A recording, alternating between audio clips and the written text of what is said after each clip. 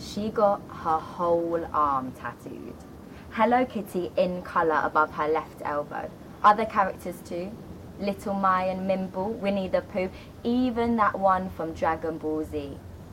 Pretty sure she didn't watch Dragon Ball Z, but her brother did, so it must have seeped into her unconscious. She was a real hellraiser. High-grade blazer, midnight stalker, arousing the words, "Ooh, that's someone's daughter," every time she walked by. She had a twinkle in her eye. She could drink a whole 75 centilitre without letting on that it's bitter. No one was better at bouncing their booty and twerking. She had a B.Tech in beauty but an A-star in flirting. She could flip a smile to make anyone go wild. That twinkle in her eye was more than a twinkle in her eye. She wasn't overly sly, just bubbly, happy-go-lucky, young, fun, and out to party. Vodka pills and a dab of Mandy always came in handy on a Friday night.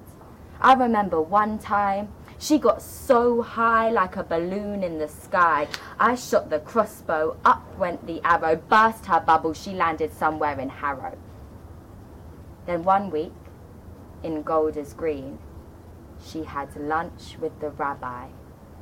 Best chicken soup in town. The only frowns were on the faces of those round the table, passionately discussing the sexuality of Cain and Abel. A joyous occasion. Finding her roots in a surrogate family in the chosen nation, those drum and bass heads she once gave head to were dead to her. She was superb, belle of the ball, instantly accepted, somewhat cooler than them all. But she was covered in tats, and they didn't respond kindly to that. They gave her a cup filled with an inch of wine and said L'chaim, and she vowed, I do, I'm a real Jew. Now with her old friends, she could wear anything she liked. But this new crew rejected anything too tight, anything too low had to go, unless it was low on the arms, in which case it was a must. Legs, arms and bust covered up, she was ready. It seemed a natural progression, the sequel to the first life lesson.